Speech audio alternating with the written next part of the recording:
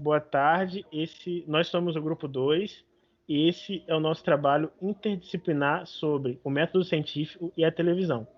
Os integrantes do grupo são Álvaro, Christian, Daniel, Jonathan, Máximos e Victor.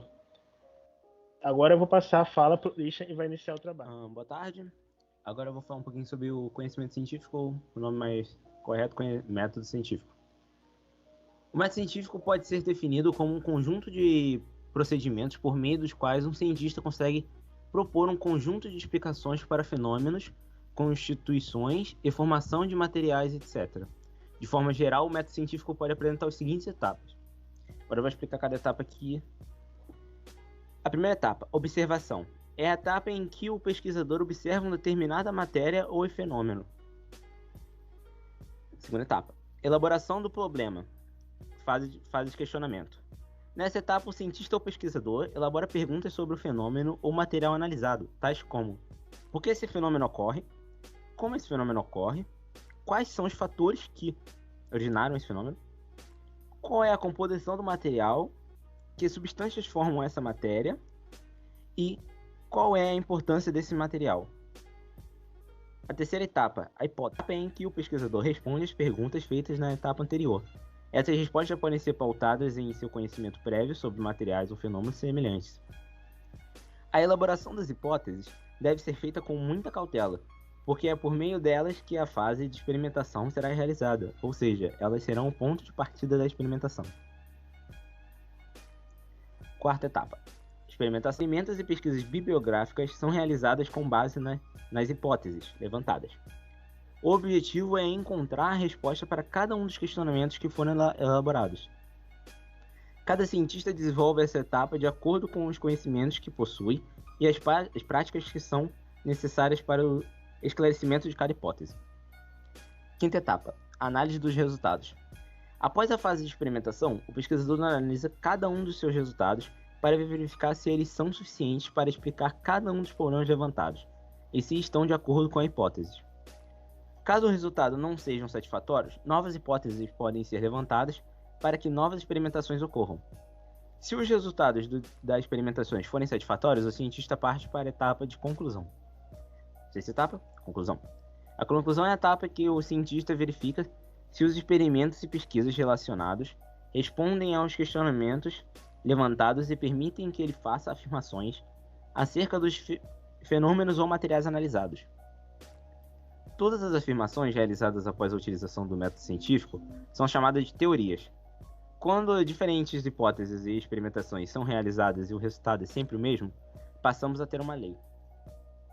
Finalizando, as etapas descritas anteriormente. Um cientista possui toda a liberdade para lidar com o método científico da forma que lhe convém.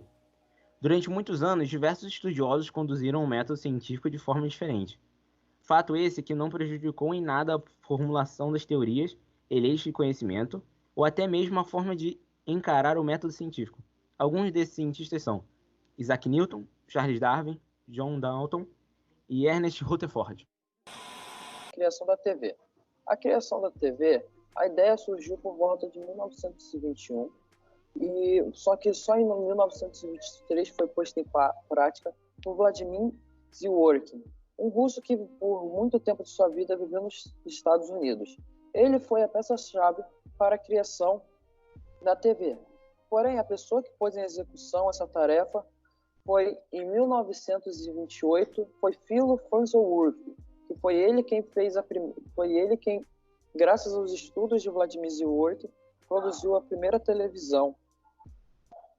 Porém, a patente, após muitos anos, foi dada para Vladimir Zworykin, que foi reconhecido pelos seus estudos para a criação da televisão. Eu vou falar um pouquinho sobre o contexto da sociedade do século XX. Esse século foi marcado por diversas mudanças sociais, econômicas e políticas. Ele sendo bem memorável pelas guerras, vamos tratar um pouco sobre o avanço tecnológico que impactou a sociedade como um todo, que foi a criação da TV. Durante esse período, havia muitos conflitos, e o principal meio de comunicação da sociedade era a televisão. Tal afirmação é decorrente da amplitude de seu consumo pela sociedade, possível à totalidade das classes sociais do mundo e por ser um eficiente meio de divulgação de informações e ideologias. Apesar de sua presença em quase todas as casas, em sua origem a televisão foi um artigo de luxo destinado às classes sociais mais abastadas. As primeiras transmissões abertas aconteceram na década de 30, primeiramente na Alemanha, que em 1933 Hitler teria sido nomeado primeiro-ministro, que foi onde os nazistas começaram a dominar. Em 1935, na Inglaterra, nos Estados Unidos e na União Soviética, foi onde começaram as outras transmissões abertas. Foram as primárias. Esse período todo, o mundo estava passando por uma fase que foi conhecida como a Grande Depressão, onde o mundo passou por uma grande crise econômica, onde o estopim de tudo isso foi nos Estados Unidos. E a gente também não poderia deixar de falar sobre o nosso país, que ocorreu a primeira transmissão em 1950, com a inauguração da TV Tupi pelo jornalista Assis Chateaubriand.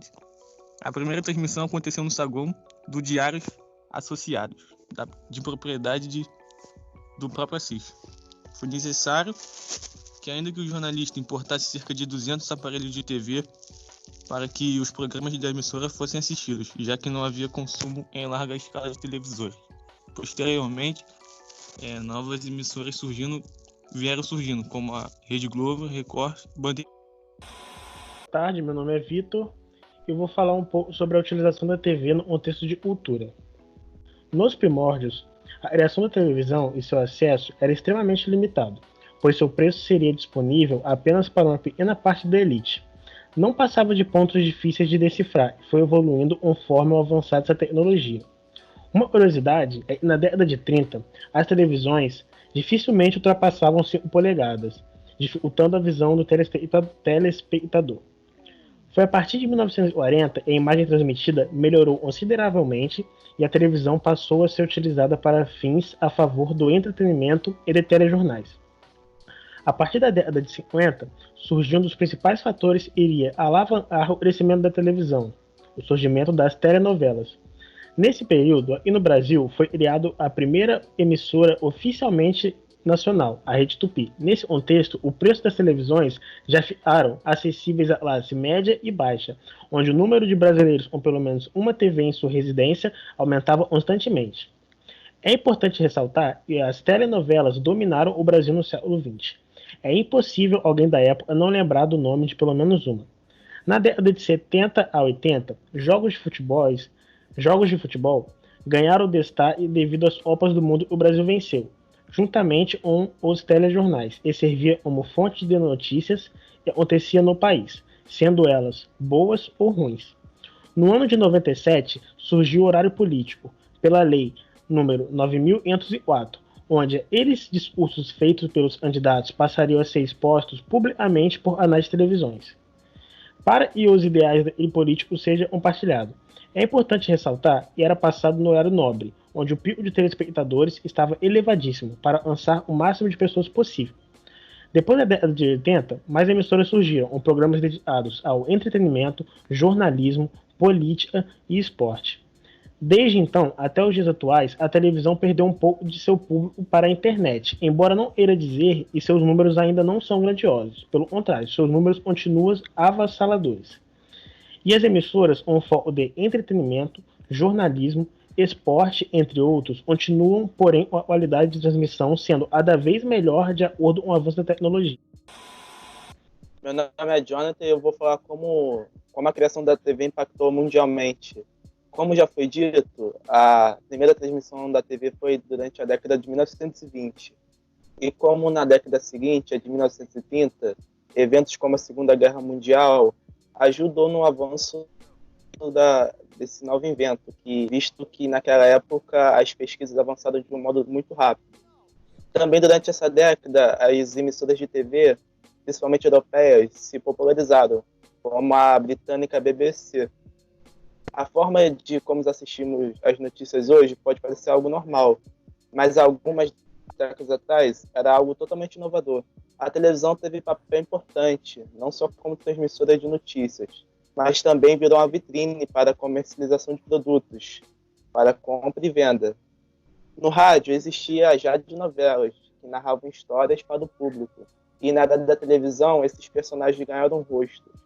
A TV transmitiu esportivos da nossa era deixaram de ser transmitido pelo rádio e agora poderiam ser transmitidos a cores para os 4 cantos do mundo, como a chegada do Homem à Lua em 1960, a coroação da Rainha Elizabeth II, que foi a primeira a ser transmitida pelo mundo todo, a queda do Muro de Berlim em 1989 e logo após, em 1991, a queda das repúblicas socialistas soviéticas, e se teve o fim à Guerra Fria e, entre aspas, o fim do comunismo. Eu vim falar sobre as fake news. É importante falar sobre as fake news, sobre os problemas que elas podem causar. Elas geralmente são passadas por redes sociais, porém é importante citar que elas podem ser passadas pela televisão, principalmente pelos jornais.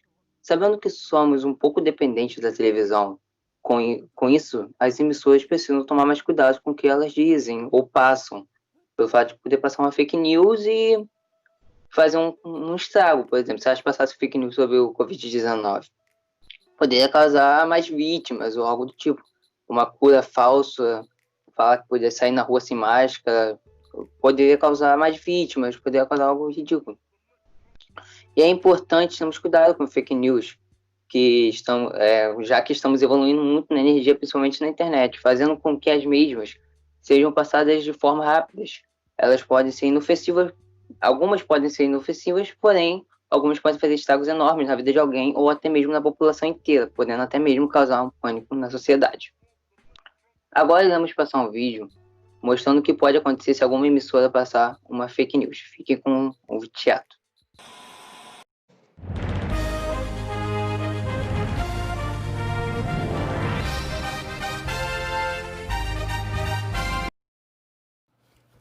Boa tarde.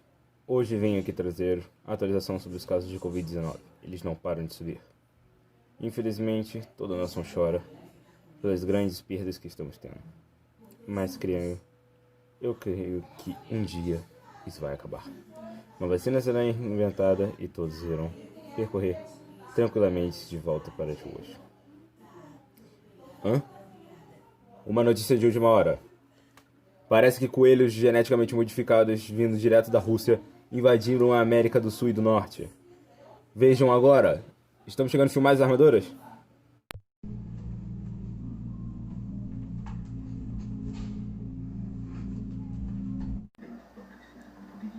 Como assim? Invasões de coelhos?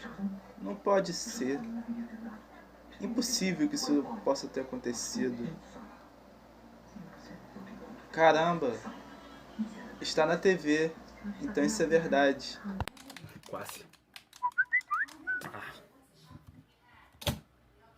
Quê? Como assim? Não faz sentido. Jonathan? Tem certeza que isso é verdade? Acho que deve ser mentira isso, não é possível. Caraca, só perco nisso aqui, tô desistindo disso. O Jonathan botou comigo na televisão. Está na TV, é verdade, né? Deixa eu ligar a TV pra ver. Uma notícia de última hora. Parece que coelhos geneticamente modificados vindo direto da Rússia invadiram a América do Sul. Eu vou trancar a casa. Vejam agora. Vocês viram? Eu vim falar um pouco sobre uma reflexão que acontece muito nos dias atuais.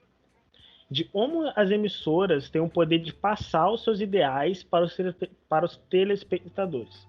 Por exemplo, se uma emissora segue um ideal, seja ele político ou for, ela vai tentar de todo modo passar ele ideal para os seus telespectadores, seja em programas, discursos ou até mesmo nos jornais, chegando ao ponto de até criar uma fake news para tentar eleger o ideal da emissora. E eu vou deixar um pouco o Jonathan agora para ele falar sobre uma situação que ocorreu no nosso cenário brasileiro sobre a televisão. Pode falar, Jonathan. A TV brasileira, como se tem grandes histórias e muitas delas obscuras. Um exemplo dessas histórias é a concessão da TV pública, o SBT, o Sistema Brasileiro de Televisão. O Sistema Brasileiro de Televisão é um canal que é do governo, só que ele foi entregue durante o governo do regime militar a um grande empresário, o Silvio Santos. E atualmente ele segue tendências ao governo do atual presidente, que é um presidente militar, e ele gosta muito de apoiar esse presidente no seu canal, sendo que esse canal foi entregue a ele por um presidente militar. Também tem um caso da Rede Globo, que em 1964 apoiou o golpe, junto com seu fundador, Roberto Irineu Marinho. Roberto Irineu Marinho ele foi fundador dos grandes consórcios de imprensa desse país, como a Rádio Globo, o jornal impresso O Globo e a própria Rede Globo de televisão. É isso. Esse foi o nosso trabalho. Muito obrigado por assistir até.